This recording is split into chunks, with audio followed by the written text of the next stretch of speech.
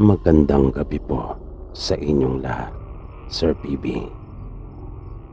Tawagin mo na lang po ako sa palayaw na CJ. Ang ibabahagi ko pong kwento ay naikwento sa amin ng lola ko nang minsang magbakasyon po sila sa bahay namin.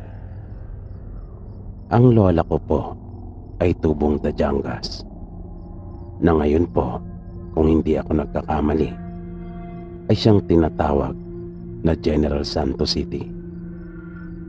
Hindi po ako sigurado kung itong ikinuwento niya sa amin ay doon mismo sa kanila naganap o sa ibang lalawigan.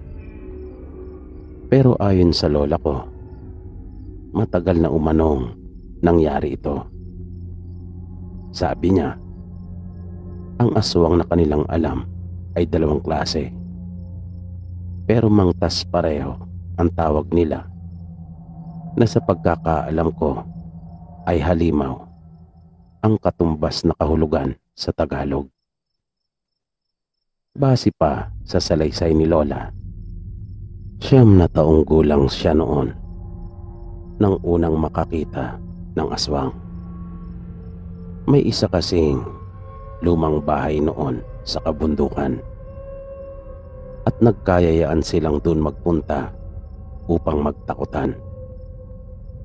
Bali 4 silang lahat na nagpunta noon doon, 2 lalaki at 2 babae. Magkakaibigan silang lahat at magkababata. Pagdating nila doon sa lugar ay kinilabutan na kagad sila at natakot, dahil na rin sa itsura nung nasabing lumang bahay.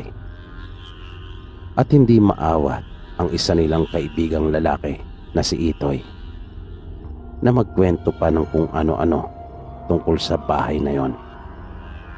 Gayong narinig naman na nila ang tungkol sa mga bagay na yon.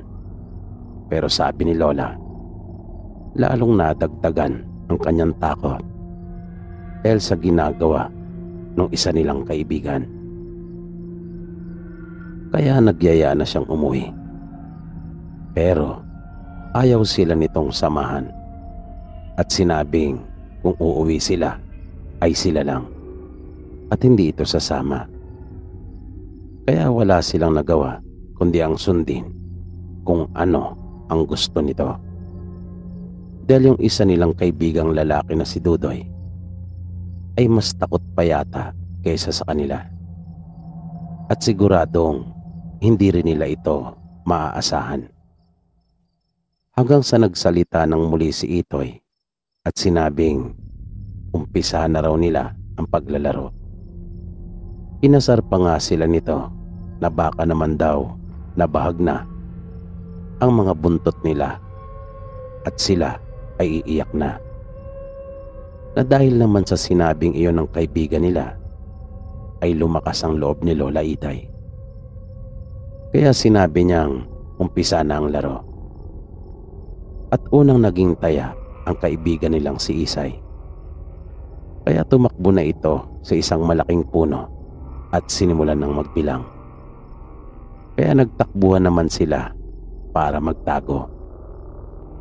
Magkasama sila ni Dudoy na nagtago, habang humiwalay naman sa kanila si Itoy.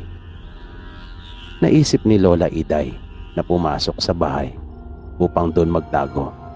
Katwiran niya, mahihirapan ng kaibigan nilang hanapin sila doon. Pero ayaw pumayag ni Dudoy pagkat natatakot ito. Pero nagpumilit pa rin si Lola Iday at sinabing iiwan niya ito kapag hindi sumunod sa kanya. Kaya napilitan na rin ng huli si Dudoy at sumunod sa gusto niyang mangyari. Pero ramdam niyang takot na takot ito. Kaya naawa siya dito at kanyang ibinigay ang kwintas na bigay sa kanya ng ama. Sabi niya kay Dudoy, anting-anting daw iyon. Kaya inutusan niya ito na isuot iyon para hindi siya lapitan ng mga masasamang elemento o di kaya aswang. Pagpasok nila ng bahay ay napansin nilang wala ng kalaman-laman maliban sa ilang tukador na naroon at ang dami ng kalat. Inutusan niya si Dudoy na magtago sa likod ng tukador habang siya naman ay pumasok sa isang kwarto. Sabi niya kay Dudoy, kung sakaling pumasok si Isay sa silid kung saan siya magtatago, ay lumabas na siya para hindi siya mataya. Natuwa naman si Dudoy sa ideyang iyon ni Lola Iday at mabilis itong tumalima. Nang nasa may pintuan na ng silid si Lola Iday, ay napansin niyang ang dilim doon. Kulob kasi iyon at wala man lang bintana. Ang tanging liwanag lamang na naroon ay yung nagmumula sa labas na pumapasok sa mga siwang at butas ng dingding. Pero magtatakip silim na rin noon. Maya-maya ay may napansin si Lola Iday na isang malaking kahon na yari sa tabla at kahoy. Bigla siyang nagka-interes na tingnan at alamin kung ano ang laman noon. Kaya dahan-dahan siyang lumapit. At sa bawat pagtapak niya sa sahig na yari sa tabla, ay lumalangit-ngiti iyon. Dahil na rin sa kalumaan kung kaya marahil ay marupok na.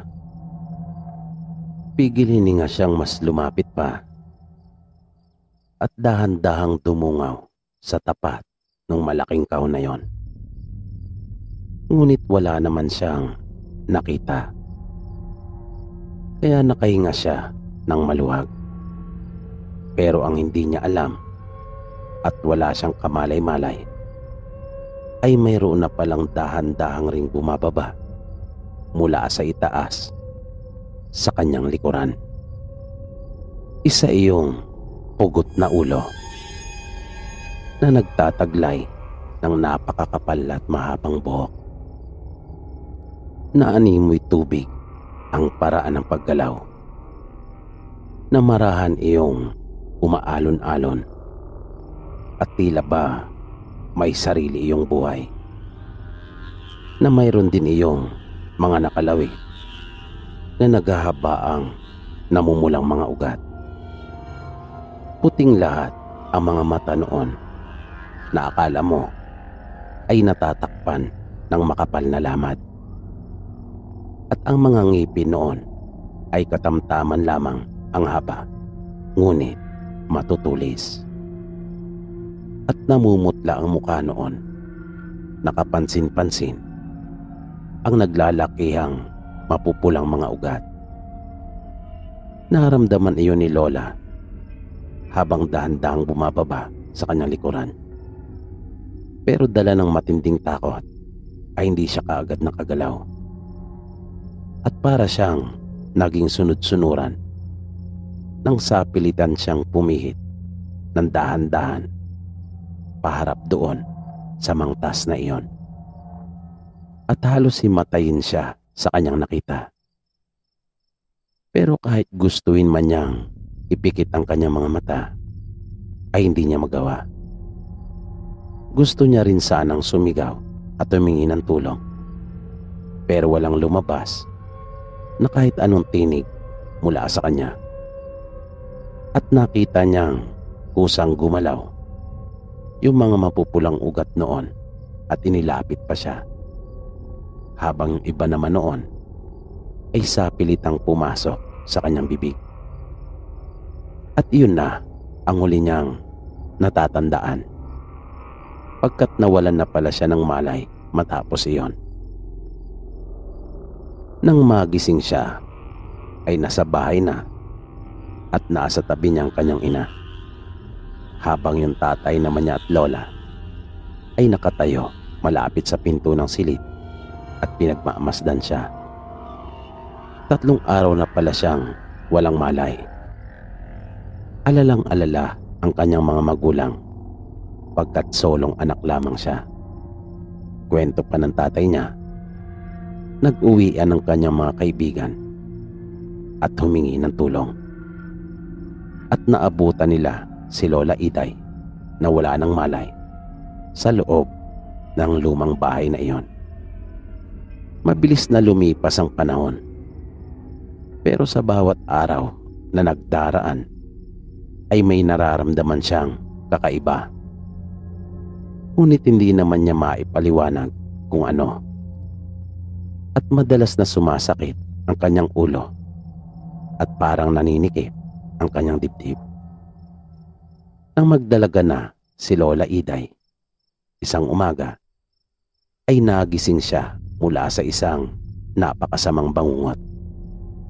May nakita siyang mga bangkay na wasak ang mga katawan at nilapa. Paulit-ulit rin niyang nakikita sa masama niyang panaginip yung bahay na iyon doon sa may bundok. At nang maupo siya sa kanyang higaan, ay napansin niyang mayroong dugo. Kaya dali-dali siyang napatayo. At nang silipin niya ang kanyang likuran, ay doon niya nalamang dinatnan na pala siya. Abot-abot ang kanyang kaba, pagkat ang akala niya ay may kinalaman na yung dugong iyon sa napanaginipan niya. Nag-ayos siya ng kanyang sarili at lumabas na ng kanyang kwarto upang sumunod doon sa mga magulang niya. Dahil nakikitrabaho sila noon sa taniman nila Itoy. Nang dumating siya doon ay abalang-abala na ang mga tao sa kanilang ginagawa. Nilapitan siya ni Itoy at bakas ang kasiyahan sa mukha nito. Dahil hindi naman lingid sa kaalaman ng lahat doon sa kanilang baryo na may gusto si Itoy kay Lola Iday. Lagi nga sila nito magkasama sa araw-araw. Pero tanging kaibigan lang naman ang nararamdaman ni Lola Iday para sa kanyang kababata. At ang may gusto talaga kay Itoy ay si Isay. Sa bawat araw ay ganon ang kanilang ginagawa. Ang magtrabaho sa taniman at ang mag-asikaso ng bahay pag-uwi. Nang sumunod na araw, pagkagising ni Lola Iday, ay napahawak siya sa kanyang ulo at dibdib. Para kasing ang bigat ng kanyang pakiramdam at nahihirapan na naman siyang huminga. Sinusumpong na naman siya. Pero sa tuwing mangyayari iyon, ay hinahayaan lamang niya. Kanya na lamang tinitiis iyon dahil ilang minuto lang naman ay nawawala rin ito ng kusa. Pero may bakas na naman ng dugo sa kanyang higaan, kung kaya kanya iyong kinusutan at nilinis bago nagpunta doon sa taniman nila Itoy. Pero bago siya makarating doon sa taniman, ay nadaanan niya ang ilan nilang mga kababaryo na nag-uumpukan at tila ba mayroong pinagkakaguluhan. Nanatili siyang sandali at inalam kung tungkol saan ang nangyayaring kaguluhan na iyon. Sabi ng ilang naroon, may mangtas na naman umanong umaatake sa kanilang nayon. At ang mga wakwak na katawan ng manok ng kababaryo nilang si Mang Teban ang siyang ebidensya. Sabi pa ng mga taong naroon, matagal na umanong hindi umaatake ang mangtas doon sa kanilang lugar. Kung kaya nagtataka sila kung bakit nagbalik na naman ito. Pagdating niya doon sa taniman, ay yun na rin pala ang pinag-uusapan at nababahala ang karamihan sa kanila. Hanggang sa nagulat silang magkakaibigan nang makitang muli si Dodoy. Matagal din nila itong hindi nakasama dahil sa nangibang bayan upang mag-aral. May kung anong saya na naramdaman si Lola Iday dahil noon pa man ay sila na talaga ni Dudoy ang lagi magkasama at nagtutulungan. At kitang-kita rin niya ang kasiyahan sa mukha nito nang makita ang kanyang kababatang si Lola Iday.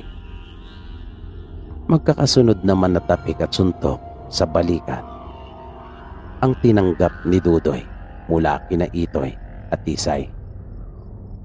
Walang tigil ang kanilang naging pagkakamustahan hanggang sa bigla itong natigil nang may dumating na isang malaking grupo ng mga kalalakihan na hindi bababa sa 20 katao. Na itsura pa lamang ng mga ito ay parang hindi na talaga gagawa ng mabuti, pagkat para silang pinagsanib ng mga pirata at tulisan ng ayos. At hindi lamang ang kanilang ayos ang siyang kapansin-pansin, kundi magaspang din ang kanilang mga ikinikilos at maging ang kanilang paraan ng pananalita. May mga dala silang armas, mga dibaril sila, at may mga naglalakihan at matatalas na itak. Napatayo ang tatay ni Lola Iday at lumapit sa lalaking tumatayong pinakapinuno ng kanilang grupo. Tinanong niya ito kung ano ang pakay sa kanilang lugar. Pinangunahan na niya kaagad ito at sinabing mapayapa ang kanilang baryo at ganun din ang kanilang pamumuhay. Kung kaya walang puwang sa kanila ang kaguluhan. Sinabi nung lalaki na naparoon lamang sila pagkat nabalitaan nilang mayroong mangtas na gumagala sa kanilang baryo at kanilang inilabas mula sa mga lalagyan na animoy hawla ang mga pugot na ulo at inihagi sa lupa malapit sa kanilang mga paanan. At sinabing iyon umano ay mga mangtas na kanila nang napatay. Tinutugis pala ng grupo nila ang mga ito, pagkat ayon pa sa lalaki, ang baryo nila ay wala nang makain dahil sa ginawang pagsalakay sa kanila ng mga mangtas. Inubos umano ng mga ito ang kanilang mga alagang hayop at ikinabubuhay. Pagpapatuloy pa nito, wala naman daw silang hinihinging anumang kapalit sa kanilang serbisyo. Pakainin lamang daw sila at hayaang manatili sa kanilang lugar ay ayos na. At malugod daw sila nitong tutulungan upang masolusyonan yung ginagawa ng mga mangtas sa kanilang lugar. Nagkatinginan ang mga taga roon sa kanila at base sa kanilang mga itsura ay tila pumapabor ang karamihan na manatili ang grupo ng mga kalalakihang iyon doon sa kanilang lugar. Kung kaya nagkaisa sila at pumayag, nagtayo ang mga ito ng kanilang kampo sa di kalayuan mula sa taniman nila Itoy. At kinagabihan mismo nung araw ding iyon ay nagsimula na sila sa pagroronda upang tugisin ang mangtas na sumasalakay sa kanilang mga alagang hayop. Sumama din sa pag-iikot ang ilan sa mga kalalakihan sa kanilang baryo, kabilang na ang tatay ni Lola Iday. At bago ito umalis ng kanilang bahay, ay mahigpit nito silang binilinan na isarang mabuti ang kanilang pinto at mga bintana, bagay na sinunod naman ni Lola Iday at ng kanyang ina. Nang nakahiga na sa kanyang silid si Lola Iday at matutulog na sana, ay bigla na naman siyang sinumpong. Kung kaya napahawak siya sa kanyang ulo at dibdib at namilipit siya sa sakit. Kinaumagahan nang magising siya ay nag-iisa na lamang siyang muli sa kanilang bahay at nasa taniman na ang kanyang mga magulang at lola. At nagulat siya pagkat mayroon na namang bakas ng dugo sa kanyang higaan at bigla siyang kinabahan. Pagkat kahit yung kurtina ng kanyang bintana ay may bahid din ng dugo. At bigla siyang napahawak sa kanyang noo nang isa-isang ipinapakita ang mga larawan sa kanyang isipan. At mas lalo pang bumilis ang pagkalabog ng kanyang dibdib pagkat naalala na niya yung mga nangyayari sa tuwing siya ay susumpungin sa gabi. Nagmamadali niyang nilinis yung mga bakas ng dugo bago lumabas ng kanyang silid at nagpunta doon sa taniman. Pagdating niya doon ay wala roon si Itoy at ang naroon ay si Dudoy at kanina pa pala siya nito hinihintay. Agad na ibinalita nito kay Lola Iday na sumali si Itoy sa pangkat ng mga lalaki para makiisa at sumama sa ginagawang pagtugis sa mangtas. Sabi pa ni Dudoy, kailangan nilang kausapin si Itoy dahil delikado umano ang grupo ng mga kalalakihan na iyon. Sumang-ayon naman si Lola Iday sa gusto nitong mangyari. Kung kaya, magkasama nila itong pinuntahan. Nang makaharap na nila si Itoy, ay kanila itong kinausap at kinumbinsi na wag nang sumama sa grupo ng mga ito. Pero desidido na siya at hindi na raw magbabago pa ang kanyang pasya. At kanya pang sinumbatan si Dudoy dahil ito pala ang nagsabi sa mga ito na mayroong mangtas sa kanilang lugar.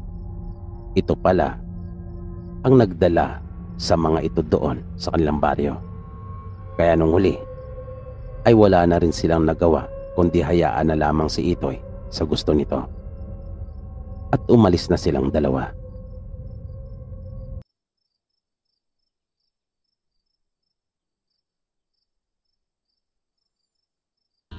Wala nang nagawa pa sila Dudoy at Iday para kumbinsihin si Itoy na wag nang sumama sa grupo ng mga lalaki na naghahanap at tumutugi sa mangtas. Kinagabihan noon ay muling rumonda yung grupo ng mga kalalakihan habang yung tatay ni Iday kasama ng iba pa ay may sarili ding binuong pangkat na naghahanap sa mangtas. Nang mag-aalas 10 na ng gabi, naramdaman na naman ni Iday na biglang nanikip ang kanyang dibdib at nagsisimula na ring sumakit ang kanyang ulo.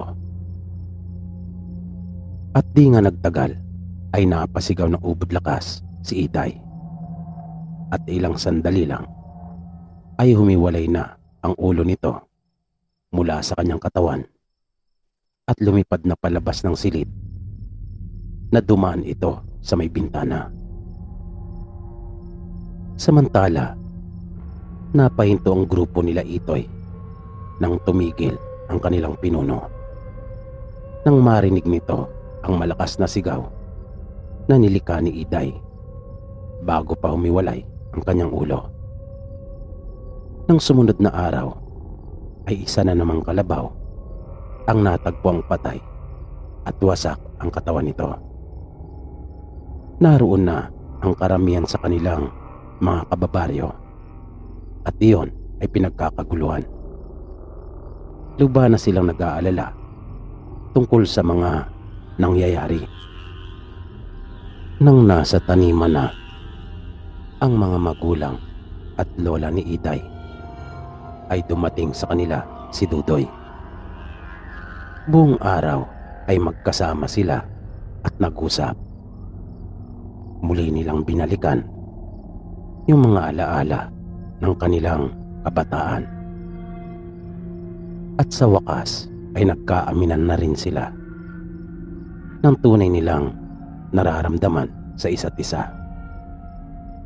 Pero tinanong ni Dudoy si Iday kung mayroon pa ba itong nais na ipagtapat sa kanya maliban sa tunay na nararamdaman ito.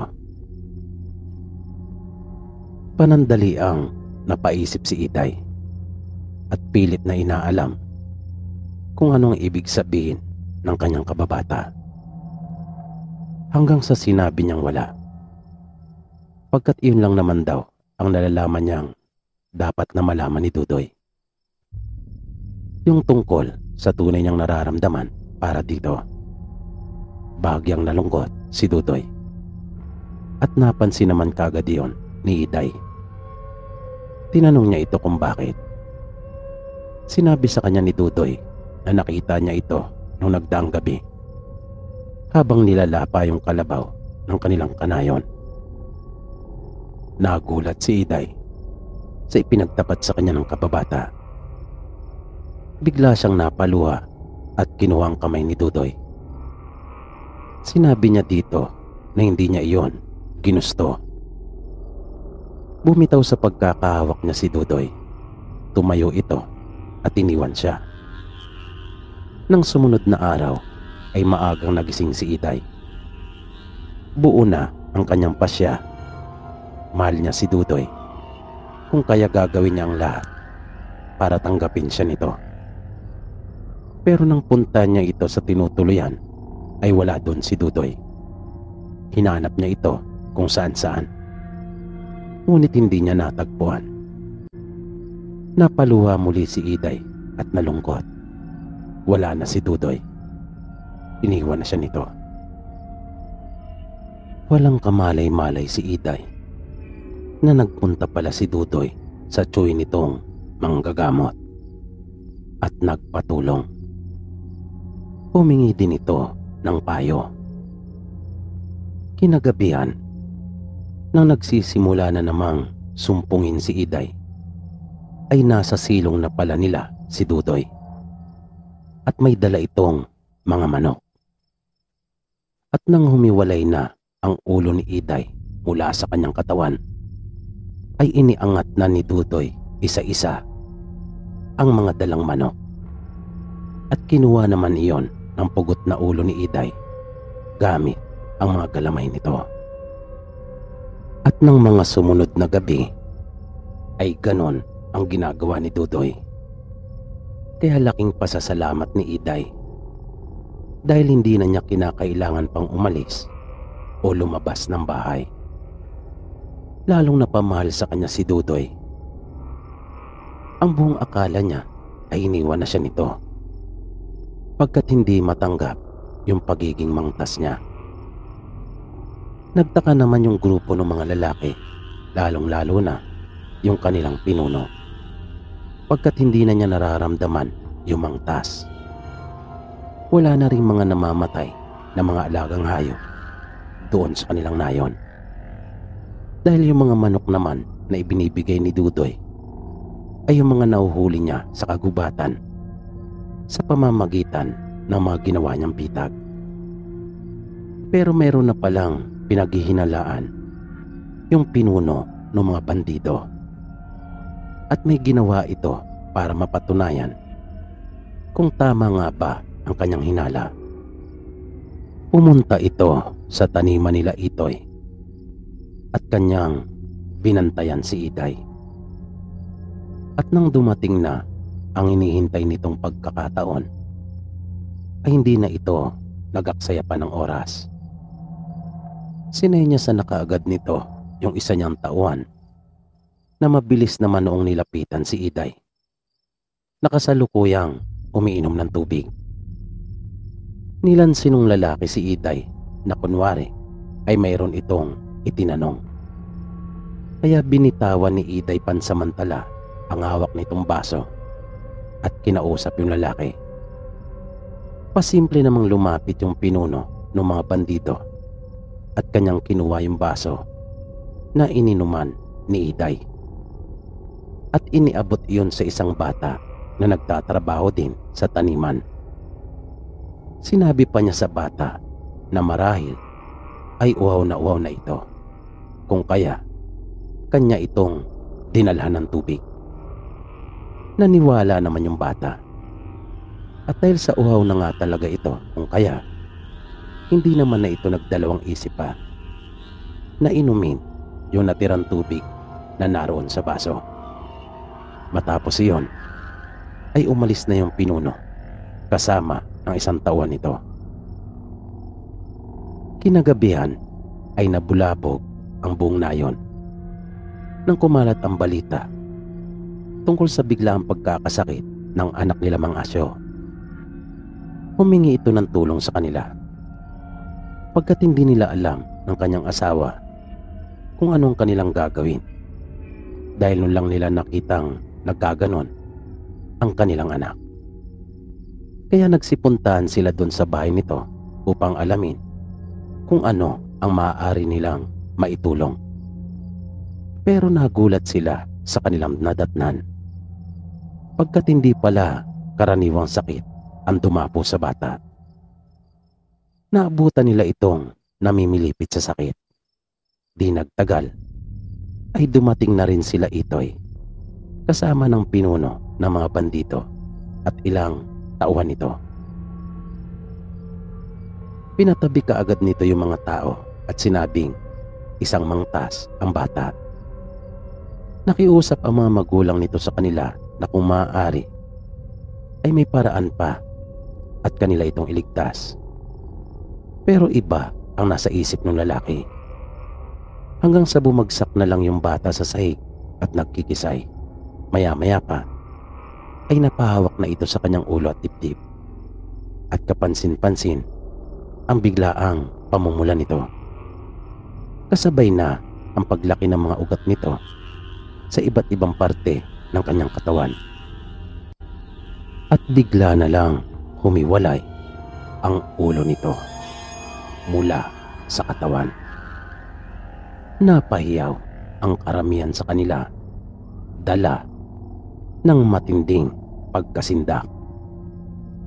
Nakiusap ang muli ang mga magulang nito na huwag sasaktan ang kanilang anak pagkat mabait na bata ito.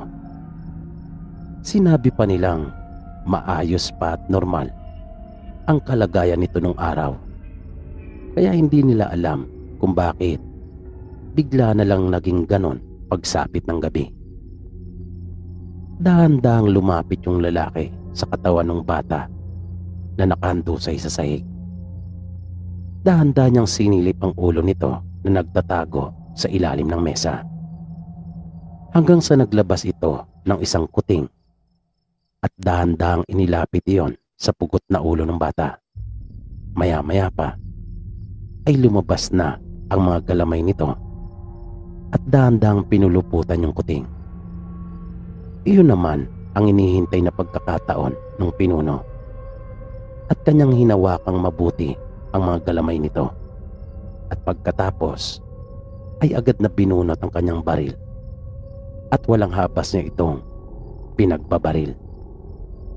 Biglang nawala ang liwanag noon, indikasyon na wala na yung buhay at bumagsak na iyon sa sahig, natadtad ng bala.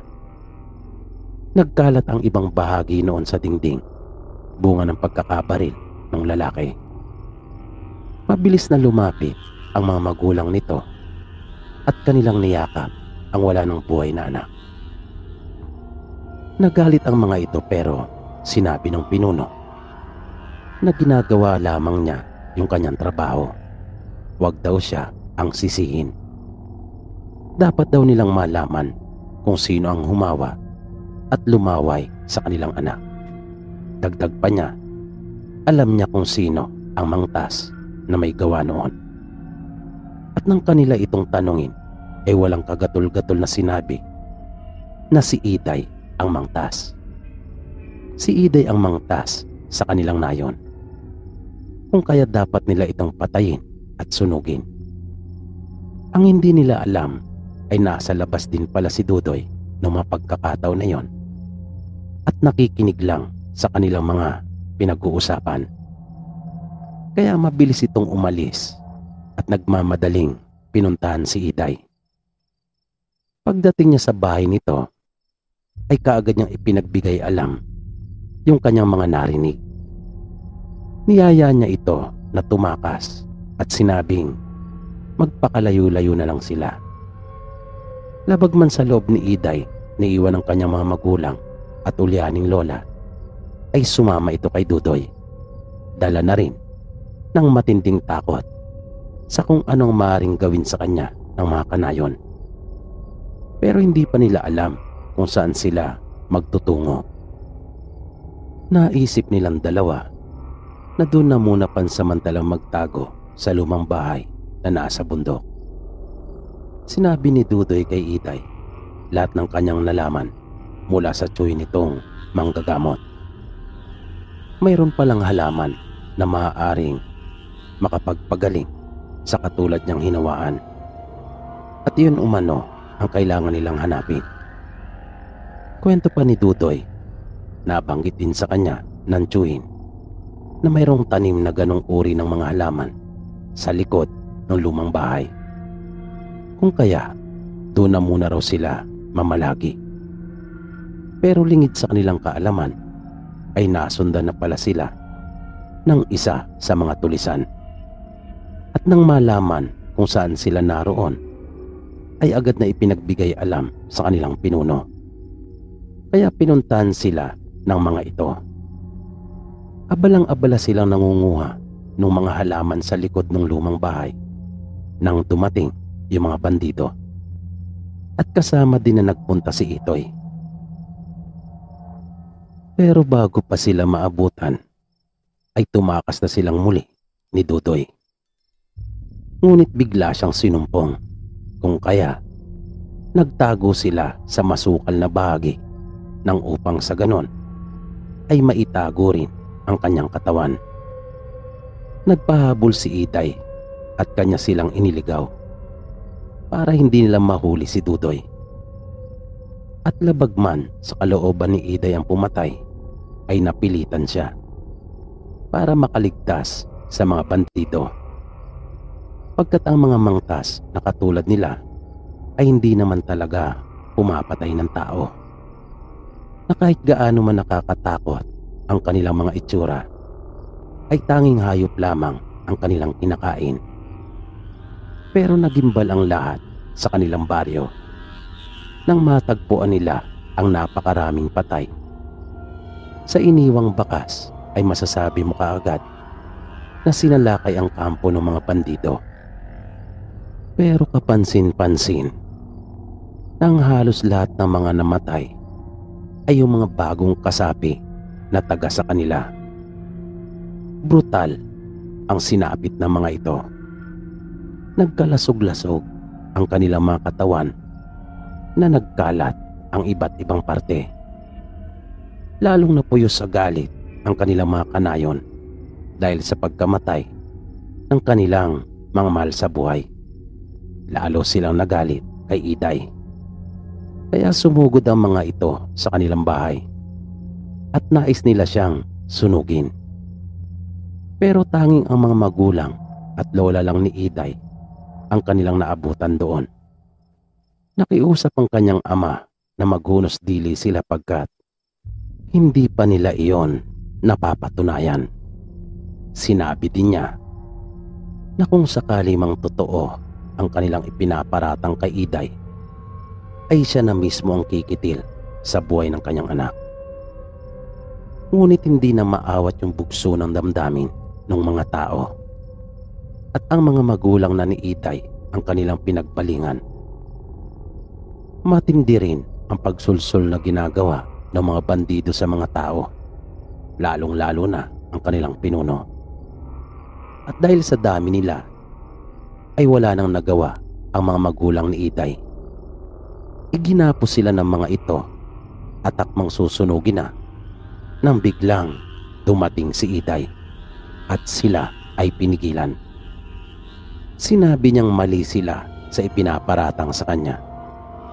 Ngunit hindi nakumbinsi ang mga ito, kung kaya napagkaisa nilang maghintay ng gabi. Sinabi ni Iday sa kanila na ang pumatay sa kanilang mga mahal sa buhay ay yung pinuno ng mga bandido. Ito umano ang totoong kalaban at pinagsasamantalahan lamang sila. Pero sinabi ng mga tao na tanging oras na lang ang makapagsasabi kung sino sa kanila ang nagsasabi ng totoo. Mabilis na lumipas ang mga oras. Di nagtagal ay nag-aagaw na ang dilim at liwanag. Ilang oras pa ang kanilang hinintay. Ngunit walang naging pagbabago sa anyo ni Iday. Pagkat lingid sa kanilang kaalaman ay kumakain na ito nung halamang makapagpapagaling sa kanya. At natoon ang galit ng mga tao sa pinunong bandido at mga kasama nito. Pero bigla nitong ginamit na saksi si Itoy at pilit na pinapabulaanan yung mga inihayag ni Iday. Pinaamin ng pinuno si Itoy tungkol sa pagiging mangtas ni Iday. Ngunit nangibabaw pa rin kay Itoy yung pagmamahal niya sa kababata at sinabing gumagawa lamang ng kwento ang nasabing pinuno ng mga tulisan. Dahil doon ay tumakas na kagad ito kasama ng kanyang mga kasama at mabilis silang nanakbo. Nabigo naman yung mga kababaryo nila sa masamang balak kay Iday pagkat hindi nila napatunayan na ito ay isang mangtas, lalo na yung mga magulang ng bata na kanyang nahawaan. Kaya kahit galit na galit ay wala silang nagawa kundi ang lisanin ang bahay nila Iday. Pero hindi sapat yung halaman na kanilang nakuha. Alam nila pareho ni Dudoy na manunumbalik pa rin si Iday sa pagiging mangtas nito. Kaya nagdesisyon silang dalawa na kapag nakatulog na ang mga magulang ni Iday ay babalik sila ni Dudoy dun sa lumang bahay upang makapanguha ng sapat na halaman para tuluyan na siyang gumaling. Samantala, pag uwi naman nila Itoy sa kanila ay dumiretso na ito sa kanyang silid. Pero laking gulat niya nang mula sa madilim na bahagi sa kanyang kwarto ay biglang lumitaw yung pinuno ng mga tulisan. Sinabi nito kay Itoy na nagkamali siya ng kinampiang panig. Hindi ba raw niya alam na niloloko lamang siya ni Iday? Na binabaliwala lamang nito lahat ng kanyang ginagawa para sa dalaga. Dahil ang mahal nito ay si Dudoy at hindi siya.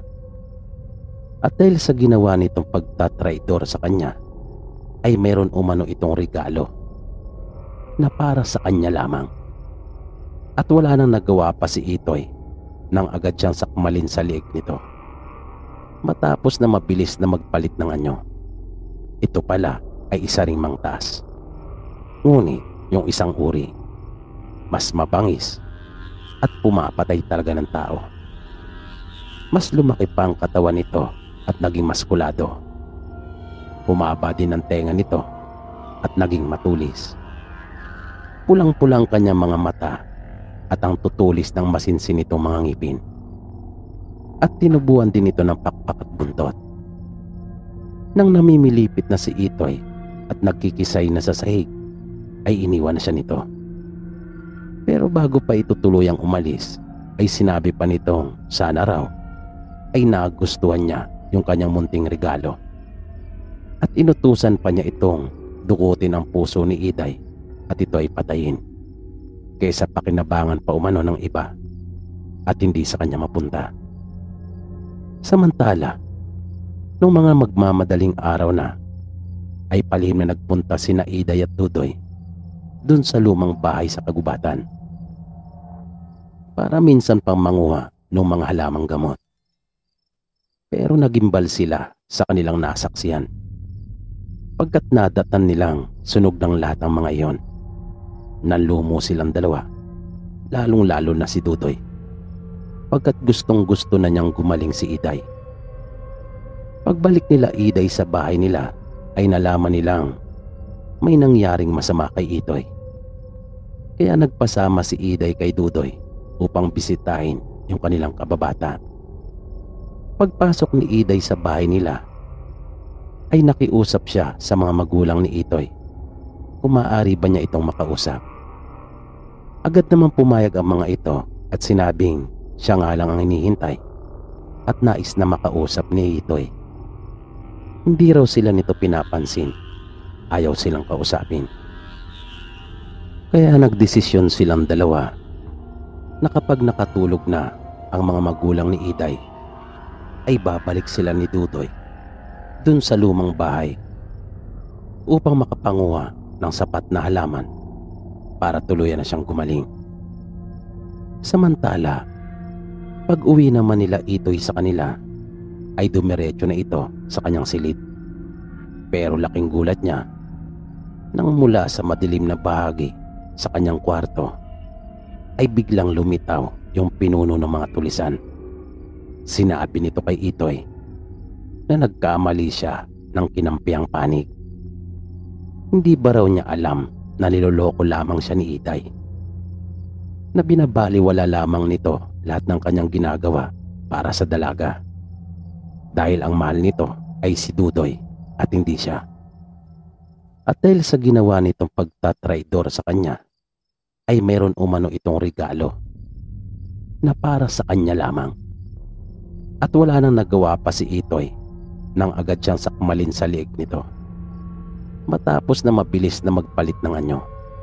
Ito pala ay isa ring mangtas, ngunit yung isang uri mas mabangis at pumapatay talaga ng tao. Mas lumaki pa ang katawan nito at naging maskulado. Humaba din ang tenga nito at naging matulis. Pulang-pulang kanyang mga mata at ang tutulis ng masinsin nitong mga ngipin. At tinubuan din ito ng pakpak at buntot. Nang namimilipit na si Itoy at nagkikisay na sa sahig, ay iniwan na siya nito. Pero bago pa ito tuluyang umalis, ay sinabi pa nitong sana raw ay nagustuhan niya yung kanyang munting regalo. At inutusan pa niya itong dukutin ang puso ni Iday at ito ay patayin, kaysa pakinabangan pa umano ng iba at hindi sa kanya mapunta.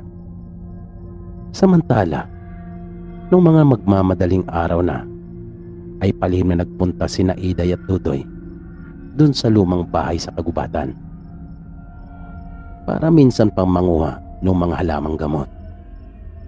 Pero nagimbal sila sa kanilang nasaksihan, pagkat nadatan nilang sunog ng lahat ng mga iyon. Nanlumo silang dalawa, lalong lalo na si Dudoy, pagkat gustong gusto na niyang gumaling si Iday. Pagbalik nila Iday sa bahay nila, ay nalaman nilang may nangyaring masama kay Itoy. Kaya nagpasama si Iday kay Dudoy upang bisitahin yung kanilang kababata. Pagpasok ni Iday sa bahay nila, ay nakiusap siya sa mga magulang ni Itoy kung maaari ba niya itong makausap. Agad naman pumayag ang mga ito at sinabing siya nga lang ang hinihintay at nais na makausap ni Itoy. Hindi raw sila nito pinapansin, ayaw silang kausapin. Pagpasok niya ng silid, ay nakita niyang nakaupo ito sa kanyang higaan na nakatalukbong ng kumot. Nanginginig ito at narinig niyang umiiyak. Nilapitan niya ito at tinabihan. Kinausap niyang kababata at tinanong kung ano ang nangyari dito. Pero ayaw nito magsalita at umarap sa kanya. Kaya hinawakan niya ito sa balikat, habang yung isa naman niyang kamay ay hinawakan ang baba nito at pilit niya itong iniharap sa kanya. Nagulat siya sa naging pagbabago sa anyo nito, pero pinigilan niya ang kanyang sarili. Lumaki ang katawan ni Itoy. Bagyang humaba ang kanyang uso dahil sa mga tumubong matutulis ng ngipin. Nagiba rin ang balat nito at pumangit. Naging isa itong halimaw, katulad ng pinuno ng mga tulisan. Muli niya itong tinanong kung ano ang nangyari. Sinabi naman ito sa kanya na kinagat siya at hinawaan nung mapagpanggap na pinuno ng mga bandito. Nagmakaawa si Itoy kay Iday na huwag siyang iwan nito. Inamin din niya sa dalaga kung gaano niya ito kamahal. Ikinuwento din ni Itoy kay Iday ang tunay na dahilan kung bakit siya sumapi sa grupo ng mga bandito. Sumali siya sa kanila upang iligaw ang mga ito at para hindi siya matukoy at matunton na sa tuwing nagro-ronda sila ay ibang direksyon ang kanyang tinuturo at hindi ang direksyon papunta sa bahay nila Iday. Dahil matagal na pala niyang alam na isang mangta si Iday. Dahil lang minsang sumakit ang dibdib niya nang galing sila sa taniman nila Itoy, ay nagpresenta ang binata na ihatid siya nito, ngunit tumanggi si Iday. At dahil sa nag-aalala ang binata sa dalaga, ay sinundan niya ito. At doon niya nalaman na isa itong mangtas, pagkat nakita niya nang humiwalay ang ulo nito sa kanyang katawan. Kaya noon pa man ay alam na niya ang itinatagong lihim ng dalaga. Inamin din ni Itoy na nasasaktan siya sa tuwing nakikita niya magkasama sina Iday at Dudoy, pero wala siyang magagawa dahil tanggap na niya na hindi siya ang mahal ng dalaga. Kung kaya ang pakiusap na lang niya dito ay huwag sanang lumayo. Nagpasalamat naman si Iday sa kabutihan ni Itoy sa kanya. Nangako naman siya sa kababata na hindi niya ito iiwan. Pero hindi niya maipapangako na kanya ring matutumbasan yung pagmamahal na iniuukol nito sa kanya.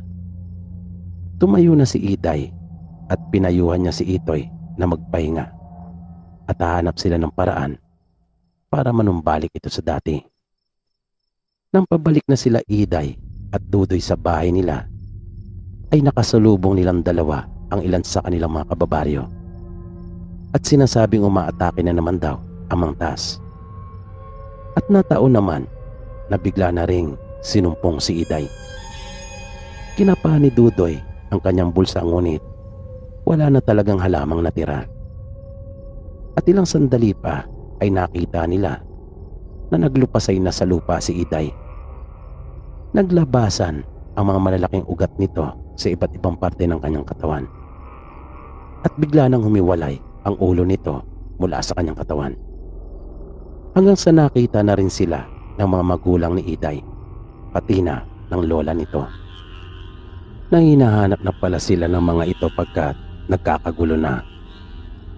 Pero nagulat din sila sa kanilang natuklasan.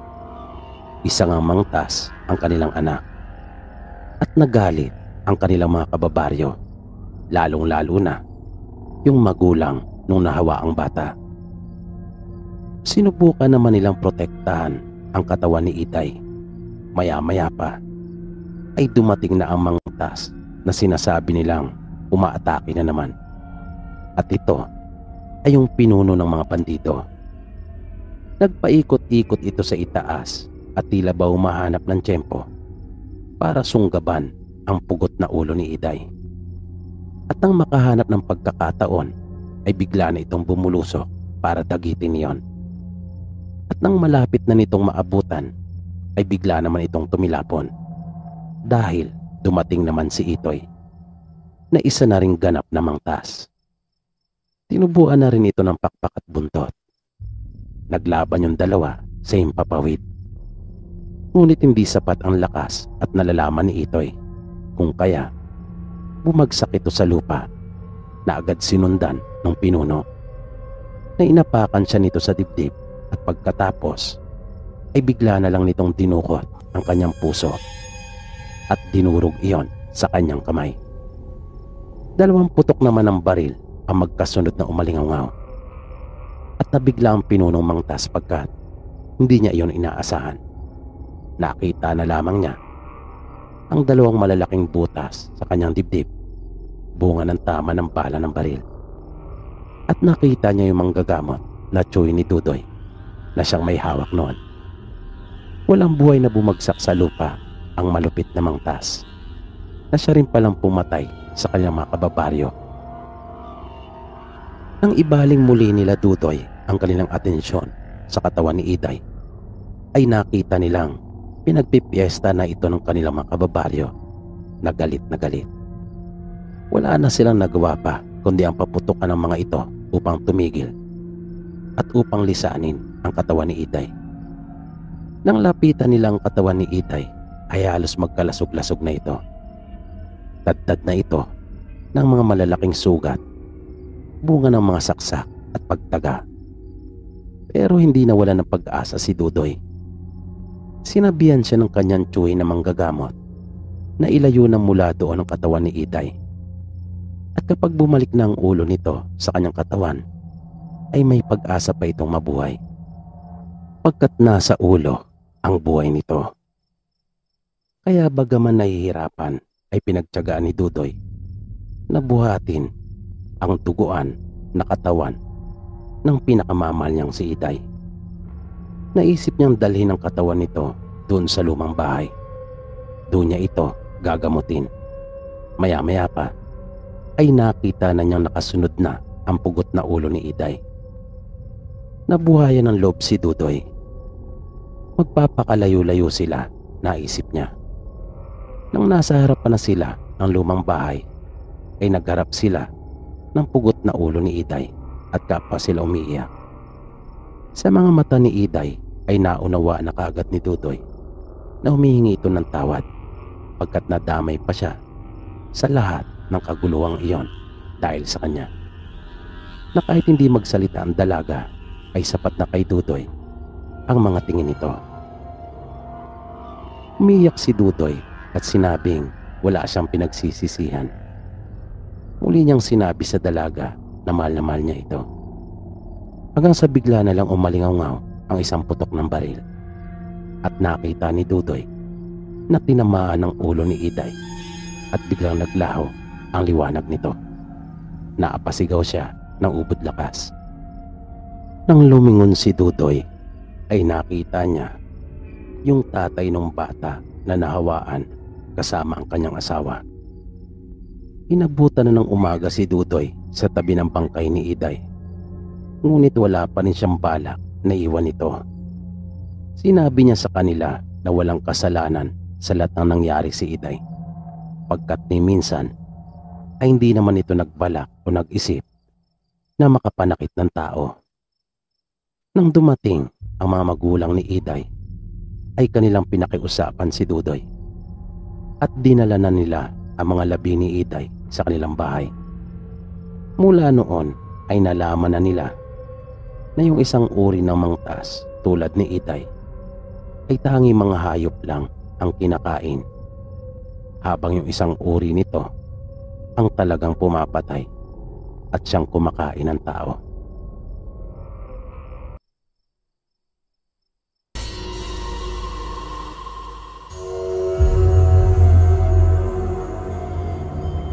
Ibinahagi ng isa rin nating masugid at tagapakinig na nagpakilalang si Raray. Ayon sa kanya, kwento ito ng kapatid ng kanyang ina. Tungkol ito sa mga karanasan at pakikipagsapalaran ng tiyuhin niyang si Bernardino, o mas kilala sa kanila sa tawag na Nardo. Ayon pa sa pagsasalaysay ni Raray, nang minsang mapunta sa bahay nila ang kanyang tiyuhin, ay nagkaroon siya ng pagkakataon para makausap ito. Marami siyang mga tanong na nabigyan ng kasagutan dahil ikinuwento mismo ng tiyuhin niyang si Nardo ang mga naging karanasan nito. Ayon mismo sa pagsasalaysay ng tiyuhin niya, nagkaroon ito ng pagkakataong makapag-aral sa isang universidad sa Maynila. At ito ay yung Jose Rizal University doon sa may Mandaluyong. Bali pinaaral lang siya ng may-ari ng lupa na binabantayan ng tatay niya. Mabait kasi ang may-ari ng lupa at malapit talaga sa kanilang pamilya. Nagustuhan kasi nito yung katapatang ipinapakita ng tatay ni Nardo. At dahil sa ito ay isang matandang binata, kung kaya si Nardo na at ang kanyang mga nakababatang kapatid ang itinuring nitong mga anak at sinuportahan sila sa kanilang mga pangangailangan.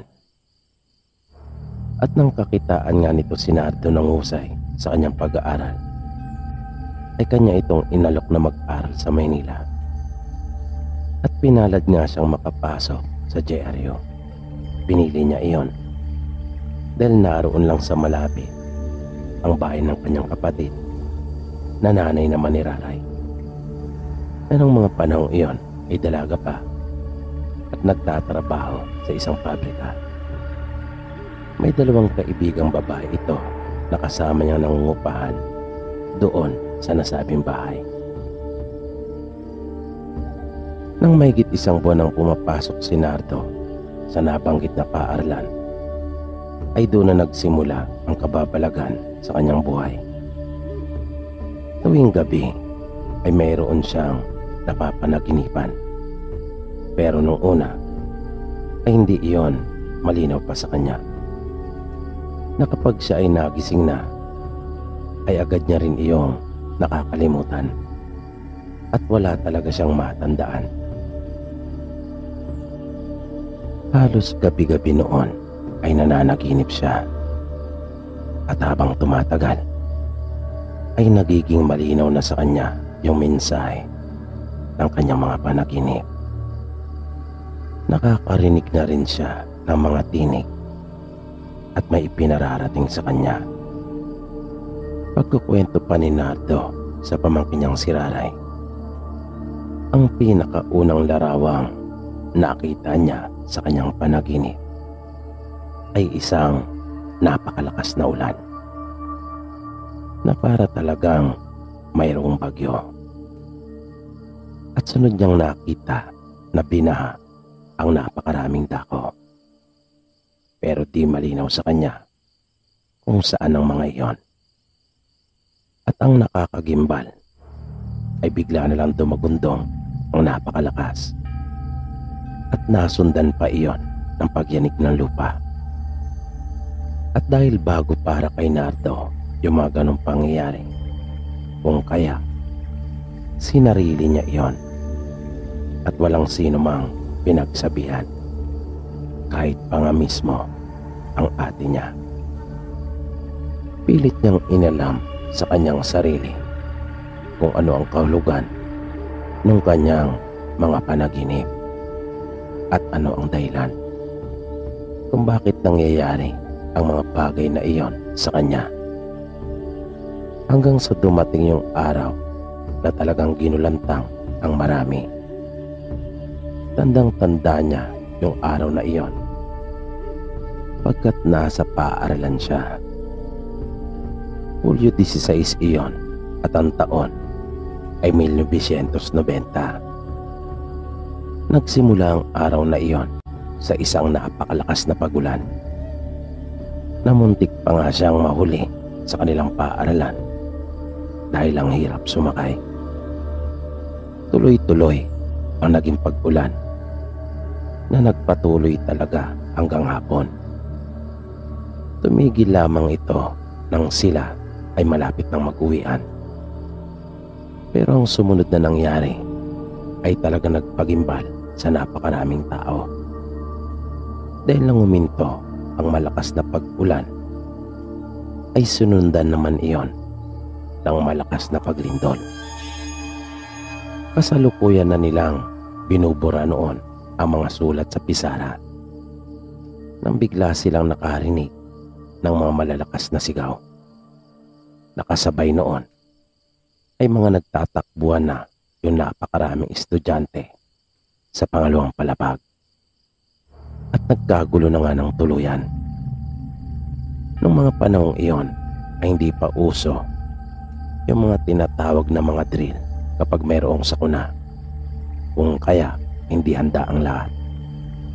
Kanya-kanyang takbo, mapa-estudyante man o mga guro. Kaya nang makita niyang tumakbo na ring palabas ang guro nila sa huling aralin, ay nagmamadali na rin silang lumabas ng kanilang silid. At doon nakita ni Nardo ang pinsalang hatid ng lindol. Nagkalat ang mga tao sa labas.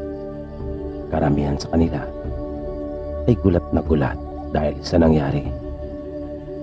Nagalo ang mga tao at sasakyan doon sa may kalsada. Halos hindi umuusad ang mga sasakyan. Kung kaya naisip niyang malabo siyang makasakay doon. Kung kaya lumakad siya sa may bandang unahan. Nalaman niyang bumagsak pala ang tulay na nag-uugnay sa Mandaluyong at sa Santa Mesa, na maraming sasakyan at mga tao ang nahulog doon sa Ilog Pasig. Sa di kalayuan ay may nakita si Nardo na isang matanda. May mahaba itong buhok na halos puti ng lahat, at ganon din ang balbas at bigote nito. Nakasuot pa nga ito ng isang mahabang damit na kulay puti, pero nanlilimahid siya sa dumi. Wala itong tigil sa kakasigaw, at marami siyang binabanggit na hula na maaari pa umanong mangyari sa hinaharap. Panandali ang napunta doon ang atensyon ni Nardo, nang bigla na lang nagulat siya dahil sa isang iglap ay nasa kanya na itong harapan at sinabing, "Mapalad ka pagkat nakita mo ang mga bagay na ito bago pa maganap. Pero hindi mo alam gamitin ang iyong kakayahan," sabi sa kanya ng matanda. Tatalikod na sana si Nardo nang muli itong nagsalita at sinabing maging matibay siya dahil marami pa siyang pagsubok na pagdaraanan. At tumalikod na si Nardo. Nang minsan pa niyang sulyapan yung matanda ay hindi na niya ito nakita pa. Bigla na lang itong naglaho na parang bula. Bigla namang naalala ni Nardo yung mga larawang kanyang nakikita sa panaginip at natigilan siya. Napaisip si Nardo ng malalim nang maging malinaw na sa kanyang lahat. Yung panaginip pala niyang iyon ay isang babala. Nagkaroon na siya ng pangitain sa mangyayaring trahedya. Panandali ang nawala si Nardo sa kanyang sarili habang naglalakad pa uwi. Naglakad na lang siya pagkat wala namang masakyan. Marami siyang mga nakasabay sa malapad na kalsada ng Shaw Boulevard. At nang dumating siya sa bahay ay tumambad sa kanya yung balitang pinapanood ng kanilang mga kasama sa bahay. Napakalaking pinsala ang idinulot ng lindol sa buong bansa. Mula noon ay nabulabog na ng tuluyan ang buhay ni Nardo. Pati nga ang kanyang pag-aaral ay naapektuhan na rin, pagkat madalas na siyang binabangungot.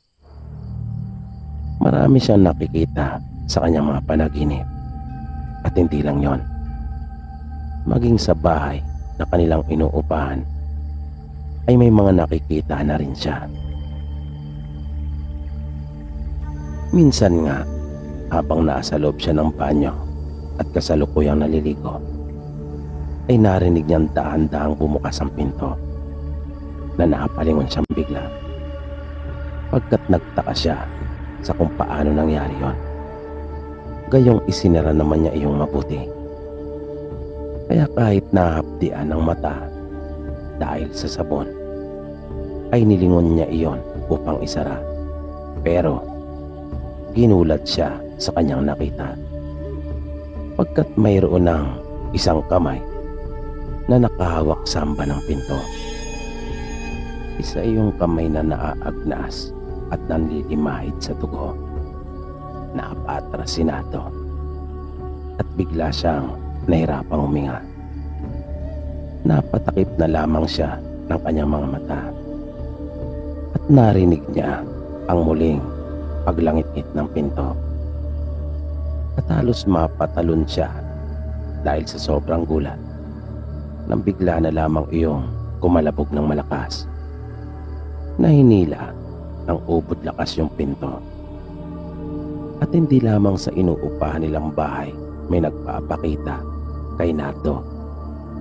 Kahit sa paaralan ay marami ang nagpaparamdam at nagpapakita sa kanya.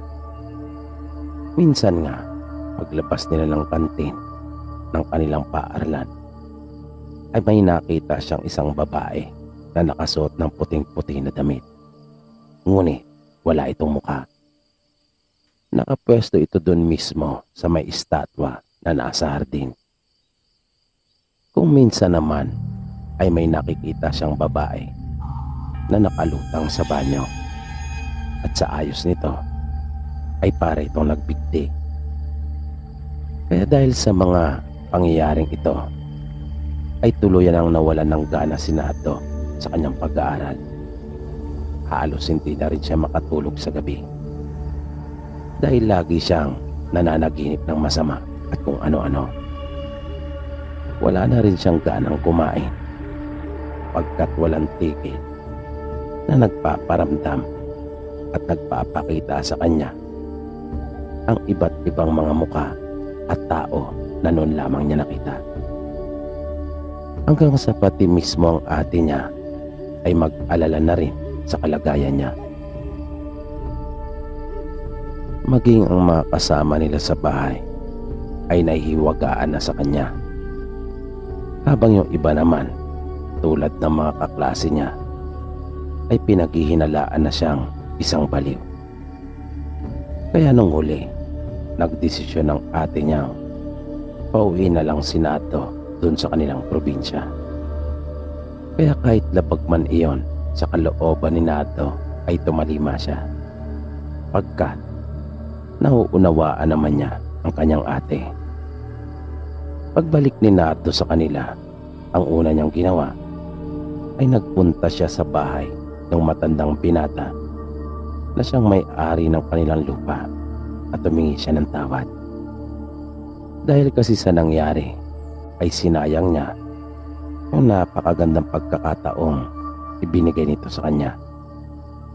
Pero paano nga ba niya sasabihin sa kanila yung totoong nangyayari sa kanya?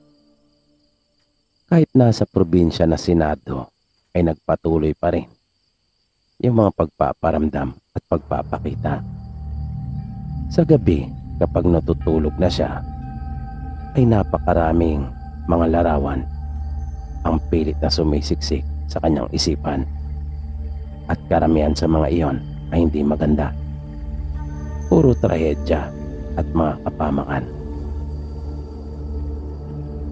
Isang madaling araw ay nagpasya siyang bumangon na lang, pagkat ginugulo nga siya ng samot-saring mga pangitain.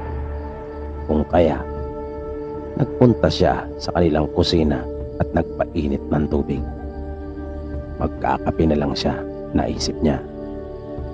Pero habang nagpapadinga siya ng apoy, ay muli niyang naalala yung huli niyang napanaginipan. Bigla siyang kinilabutan ng kanya iyong maalala. Napabulala siya ng hindi. At halos liparin niya yung silid ng kanilang mga magulang upang gisingin lamang ang ama.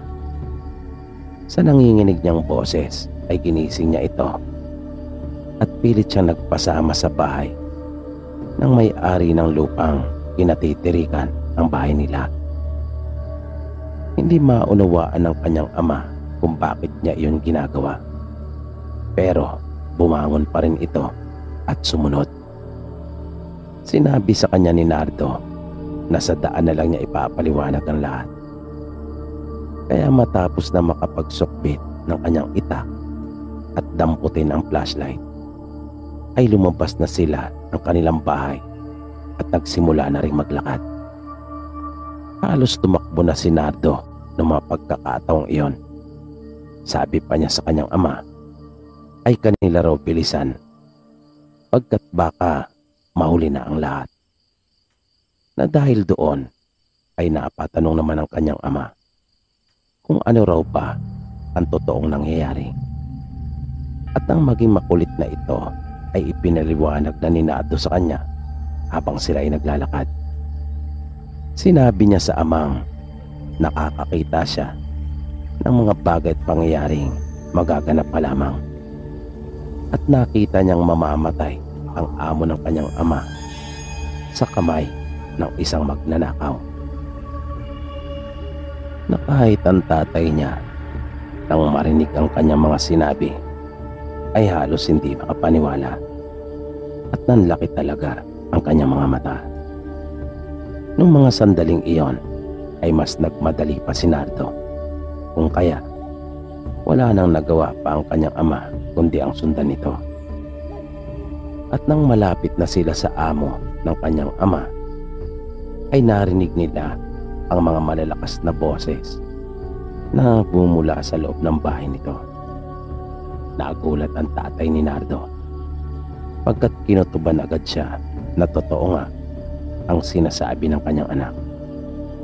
Kaya bago pa sila tuluyang lumapit doon sa bahay ay hinugot na kaagad niya ang kanyang itak. At nang sumilip sila mag-ama sa nakabukas ng pinto ng bahay ay nakita nila ang isang lalaking may nakataling panyo sa gawing patok nito na siya nagtatakip sa kanyang muka at may hawak na kalibre 38 na baril. Kaya sinamantala na kaagad nila yung pagkakataon na tinagaan ng tatay ni Nardo yung kamay ng lalaki, na agad namang nabitawan ang baril dahil sa talas ng itak na tumama sa kanyang braso. Gulat na gulat yung lalaki. Nagustuhin man sana niyang tumakas ay hindi niya na nagawa pa dahil nakaharang na sila sa kanyang daraanan. Kinuna nila ito ng lupit at iginapos. Takang-taka naman ang kanilang amo kung bakit sila naroon na mag-ama gayong alanganing oras na at kung paano nila nalaman. Nadala nila sa otoridad yung lalaki na nung uli ay mismong pamangkin pa pala ito ng kanilang amo ang siya ng loob dito. Lalong nagtiwala sa kanila yung matandang binata. Lagi nitong sinasabi na utang niya ang kanyang buhay sa kanilang mag-ama dahil tutuluyan na rin daw sana siya ng kanyang pamangkin. Buti na nga lang at dumating sila.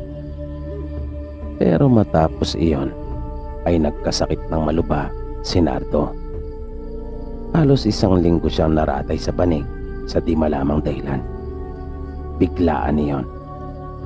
At kahit dinala na nila ito sa paggamutan sa tulong ng kanilang amo ay wala pa ring naging magandang resulta.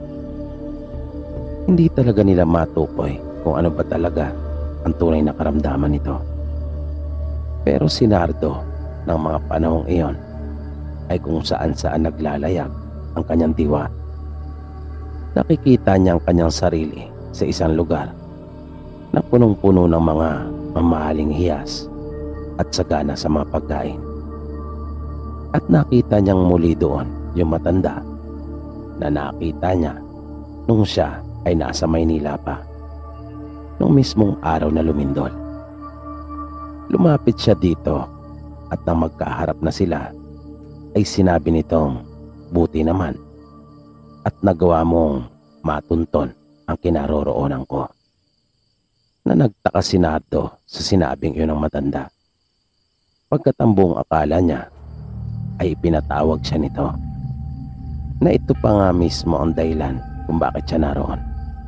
Ang akala niya talaga, ito mismo nagdala sa kanya sa lugar na iyon.